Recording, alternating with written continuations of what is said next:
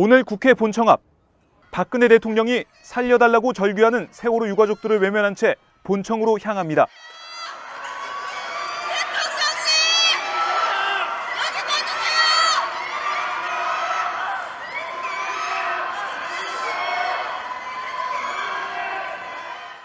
박 대통령은 옆에 있던 박형준 국회 사무총장의 인사를 받으며 미소까지 보였지만 끝내 유가족들은 쳐다보지 않았습니다. 어젯밤부터 국회 본청 앞에서 노숙을 하며 박 대통령을 기다린 유가족들의 노력은 허사가 되고 말았습니다. 애도의 표현을 하나도 안 하는 대통령님, 저희 손으로 뽑아서 저희 자식을 죽였습니다. 믿음이 없고 신뢰가 없고 약속을 지키지 않는 나라, 저희한테 무슨 짓을 하신지 아십니까? 100여 명의 경호 병력에 둘러싸인 유가족들은 본회의에 참석하는 국회의원들을 향해서도 진상규명을 촉구했지만 일부 야당 의원들만 걸음을 멈추고 유가족들을 바라봤습니다. 아쉽네요. 저는 이렇게 손을 한번 잡아주시면 국민들이 참 좋아할 것 같은데요. 네. 유가족들은 새해 예산안 시정연설과 여야 지도부 회동을 마치고 국회를 떠나는 박 대통령을 향해 다시 한번 살려달라고 외쳤습니다.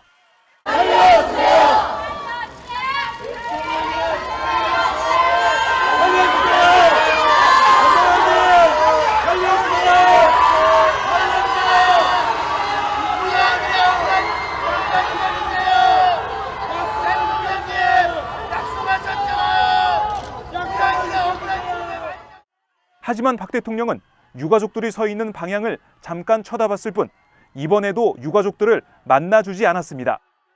이런 대통령이 저희 국가 원수라는 게 너무도 마음 아픕니다. 모든 국민들은 알 것입니다. 근데 왜 정녕 대통령께서는 그런 우리 유가족들의 마음을 모르는지 이해할 수 어렵습니다. 너무도 슬픕니다.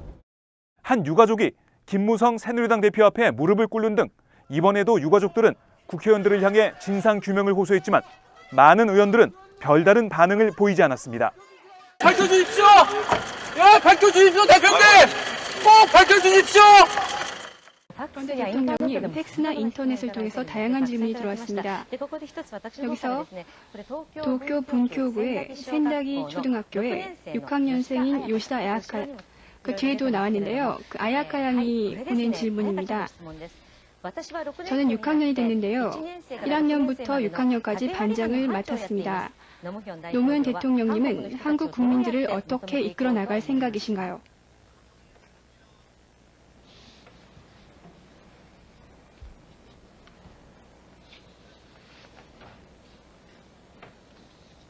네.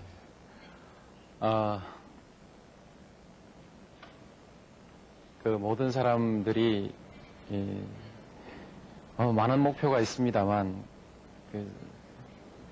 저는 정치를 하면서 제가 항상 부대껴 왔던 문제는 서로 편을 갈라서 이제 불신하고 적대하고 서로 비난하고 그렇게 해왔습니다. 합리적인 이유가 있어서 서로 토론해서 결론을 낼 수 있는 문제를 가지고 그렇게 한다면 그것이 큰 문제가 아닌데 합리적으로 서로 토론해서 결론을 낼 수 없는 그런 감정적인 문제를 가지고 서로 반목하고 이렇게 해서 하는 일마다 자꾸 싸움만 되고 이렇게 되는 것이 저는 큰 걱정이라고 생각합니다. 우리가 그동안에 이웃 나라 간에 서로 싸우고 그 감정이 남아서 지금까지 다 풀어내지 못하는데 또 우리는 나라가 남북으로 갈라져 있는데 또 이제 정치적으로 동서가 또 갈라져서 지역 간 대결을 하기 때문에 서로 반목하고 불신하지 않는 사회, 서로 토론을 통해서 합의에 이를 수 있는 사회, 그런 사회를 꼭 한번 만들어 보고 싶고 국민들이 그렇게 할 수 있는 나라가 됐으면 좋겠습니다. 대통령에게 질문을 하고 싶어서 몸이 근질근질합니다. 그러면 즉시 이곳에서 질문을 하겠습니다. 자, 여러분 활기차게 나갑시다. 그러면 먼저 카네다 씨. 카네다 씨는 현재 대학생입니다. 먼저 질문해 주시죠. 대통령님의 가정은 엄처시한가요? 아니면 가부장적인가요? 우리 집에서 말이죠. 네. 전통적으로 한국의 여성들은 그 고방이라고 하는데 하여튼 재물을 넣어놓는 창고에 열쇠를 그 여성들이 관리했습니다.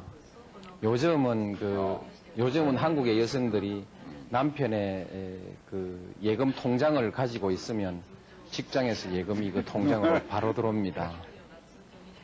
이제 사회적 영역에 있어서는 아직 여성들이 크게 발전하지 못했습니다만 가정에서의 확실한 주도권은 가지고 있습니다. 지금 저희 아내도 그렇습니다. 영부인은 대통령보다 강하다고 하십니다. 나중에 또다시 오사카를 연결하겠습니다. 미안합니다. 그러면 대통령께 지금부터 본격적인 질문에 들어가겠습니다. 이번 프로그램을 위해서 한국과 일본 양쪽에서 여론조사를 실시했습니다. 잠시 수치를 보시겠습니다. 먼저 일본과 한국, 양국이 공동으로 대처해야 할 문제가 무엇인지 물어봤습니다. 한국에서는 역시 과거 청산이 가장 많았습니다. 그 다음이 경제 교류, 그리고 북한 문제 등으로 이어집니다. 다음은 일본입니다. 일본에서는 북한 문제가 70% 이상을 차지해서 압도적으로 많았습니다. 일본과 한국이 상당한 차이를 보였는데요. 또 하나는 현재 북한은 위험하다고 생각하냐고 물어봤습니다. 일본에서는 90% 이상이 위험하다고 대답했습니다. 하지만 한국에서는 위험하다는 사람이 60%, 위험하지 않다고 대답한 사람이 30%가 채 안 됩니다. 이렇게 한국과 일본 간에 상당한 차이를 보이고 있는데요. 이 결과를 어떻게 보고 계십니까? 저는 그 한국에서도 또 일본에서도 북한을 위험하게 생각하는 데는 나름대로 충분한 이유가 있다고 생각합니다. 그 원인을 북한이 제공했다고 생각합니다. 그러나 한편 냉정하게 하나하나 분석해보면 북한은 우리 한국보다도 힘이 약하고 일본보다도 힘이 훨씬 약합니다. 저는 그래서 이것은 사실과 좀 다르게 우리가 너무 불안하게 생각하고 있다고 생각합니다. 그저 그것이 그만이면 괜찮은데 상대방에 대해서 불안감과 위기감을 가지고 있을 때 자연스럽게 적대감이 생기게 되고 그 적대감은 잘못하면 충돌해서 큰 불행으로 이어질 수 있기 때문에 저는 이 문제에 관해서 정치 지도자들이 국민들에게 너무 불안해하지 않도록 너무 위험하게 생각하지 않도록 좀 냉정하게 진실을 얘기해 줄 필요가 있다고 생각합니다. 물론 저도 그 점에 있어서 제가 해야 할 그 역할을 다 하지 못했기 때문에 한국 국민들도 60%나 위험하다고 생각하고 있는지 모르겠습니다만 그러나 어쨌든 이 문제에 관해서는 너무 위험하다는 생각 자체가 오히려 위험할 수도 있다. 우리는 일본과 한국이 서로 협력해서 열심히 노력하면 북한을 설득할 수 있고 북한이 핵무기를 포기하게 할 수 있고 그리고 대화를 통해서 시장경제와 민주주의로 이끌고 나올 수 있다. 저는 그렇게 확신하고 있습니다. 앞으로 그렇게 하겠습니다. 북한과 한국은 독립국가로 병존이라고 할까요? 공존해야 한다고 생각하시나요? 아니면 통일을 내걸고 있는데요. 앞으로 장래에 한반도의 비전에 대해서 알고 싶습니다. 답변 부탁드립니다. 저는 그 이념의 문제라든지 논리에 있어서 누구보다 밝은 사람입니다. 그렇게 자부하고 있습니다. 그러나 북한에 관한 문제를 이념적으로 북한이 어떤 존재라고 보느냐, 논리적으로 법적으로 북한이 어떤 존재라고 보느냐라는 질문은 남북 문제를 풀어가는데 지금까지 별로 도움이 되지 않았습니다. 저는 북한은 그것이 국가로서 법적 자격을 가지고 있다 없다 논쟁하기 전에 그것은 북한은 현실적으로 존재하는 국가적 실체입니다. 대화하고 말하자면 대화하고 상대로 인정하고 그리고 그들과 거래하고 약속하고 또 설득하고 이런 관계를 통해서 우리가 함께 평화를 만들어 나가기 위해서 노력해야지 뭐 너가 자격이 있느냐 없느냐 너 실체가 말하자면 법적 자격이 뭐냐 이런 얘기들은 큰 도움이 되지 않는다고 생각해서 저는 그런 문제에 대해서는 되게 대답을 하지 않습니다. 북한과는 대화를 통해서 장차 핵무기를 포기하게 하고 그리고 서로 교류 협력을 통해서 그렇게 아주 서로 신뢰할 수 있는 이웃이 되고 나중에 가서 어느 땐가 통일이 될 수 있으리라고 생각합니다만 저는 통일은 천천히 되어도 좋다고 생각합니다. 평화가 확고히 굳어지고 그 위에서 서로 공동의 번영을 이루어 나가면 정치적 통일은 천천히 해도 좋다고 생각합니다. 한국과 일본 문제를 포함해서 질문이 있으십니까? 어디로 갈까요? 저쪽에 계신 분.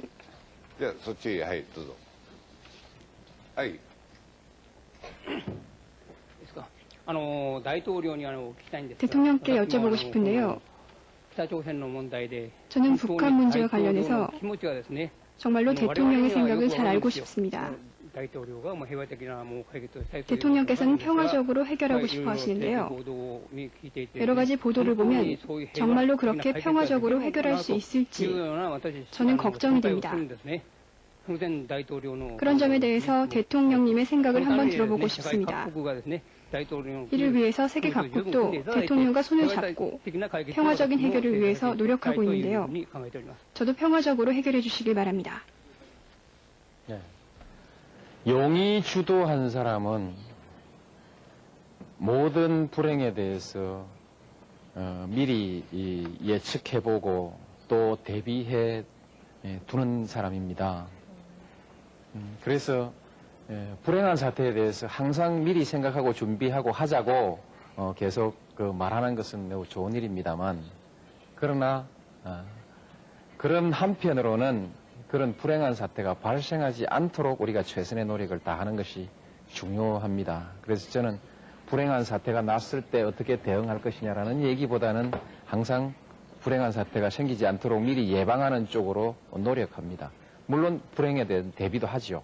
하는데 북한이 과연 대화로 나올 것 같으냐, 대화의 상대냐라는 데 대해서 많은 사람이 의문을 제기하고 있습니다만 작년 한 해 동안에 우리 한국 사람들은 1만 2천 명이 북한을 다녀왔습니다. 그들은 모두 대화로서 그 북핵 문제를 해결할 수 있고 또 남북 간 평화와 협력도 가능하다라고 믿는 사람들이 대부분입니다. 얼마 전에 미국의 웰든 하원 의원을 비롯한 6분의 국회의원들이 북한을 다녀왔습니다. 그분들은 역시 한국에 와서 대화에 의한 해결이 가능하다라는 자기들의 확신을 말해주었습니다. 많은 사람들이 북한을 다녀오는데 다녀온 사람들은 대체로 대화에 의해서 남북관계를 해결하는 것이 가능하다라고 그렇게 말하고 있습니다. 언제나 이해관계가 있고 자존심, 국가 간에 자존심이 있고 하기 때문에 쉽게 만나서 악수하고 쉽게 합의할 수 있는 일은 아니겠지만 그러나 우리가 평화만은 반드시 지켜야 한다. 전쟁은 안 된다는 이 큰 원칙을 가지고 서로 협력해 나가면 결국 그 대화로서 문제를 풀어낼 수 있습니다.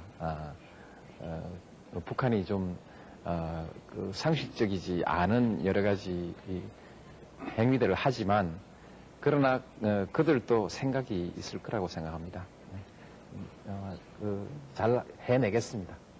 우리 고이즈미 총리 그리고 또 중국의 지도자, 미국의 지도자들과 다 함께 협력해서 이 문제는 반드시 평화적으로 해결해 내겠습니다. 너무 크게 걱정하지 마십시오.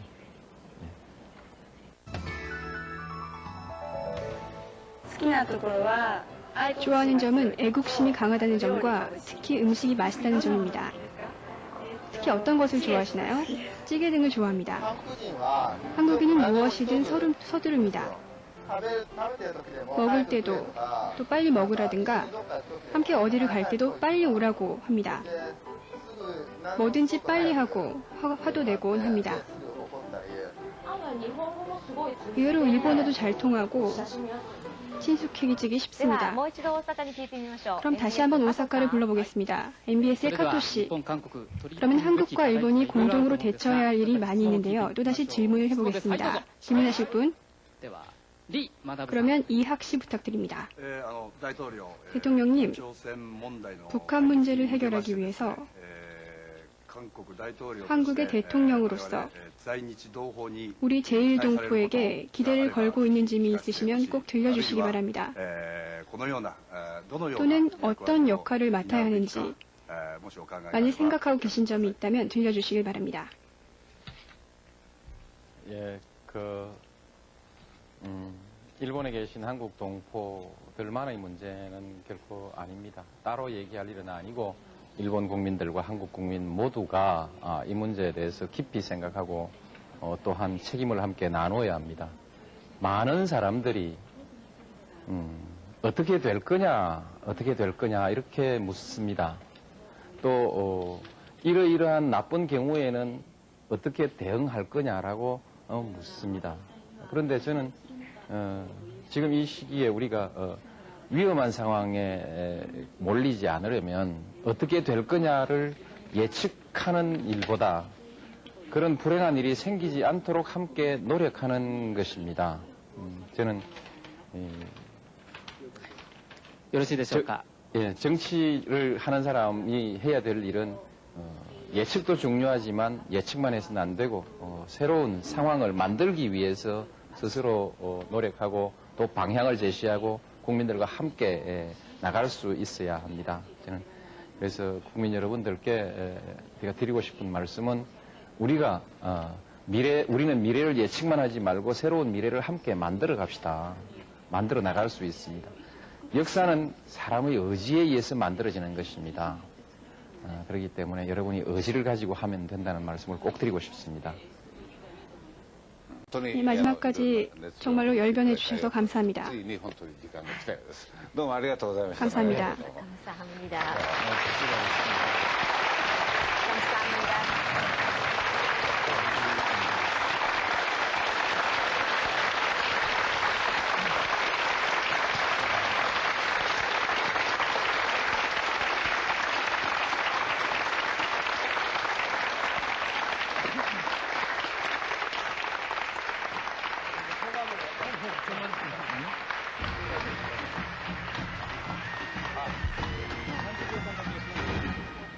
오늘 국회 본청 앞 박근혜 대통령이 살려달라고 절규하는 세월호 유가족들을 외면한 채 본청으로 향합니다.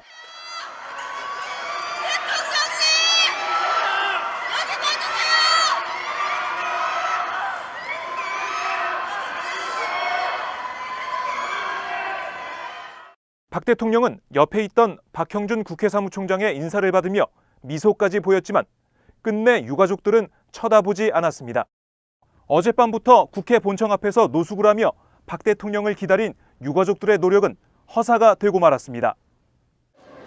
애도의 표현을 하나도 안 하는 대통령님, 저희 손으로 뽑아서 저희 자식을 죽였습니다. 믿음이 없고 신뢰가 없고 약속을 지키지 않는 나라, 저희한테 무슨 짓을 하신지 아십니까? 100여 명의 경호 병력에 둘러싸인 유가족들은 본회의에 참석하는 국회의원들을 향해서도 진상규명을 촉구했지만 일부 야당 의원들만 걸음을 멈추고 유가족들을 바라봤습니다. 아쉽네요. 저는 이렇게 손을 한번 잡아주시면 국민들이 참 좋아할 것 같은데요. 네. 유가족들은 새해 예산안 시정연설과 여야 지도부 회동을 마치고 국회를 떠나는 박 대통령을 향해 다시 한번 살려달라고 외쳤습니다.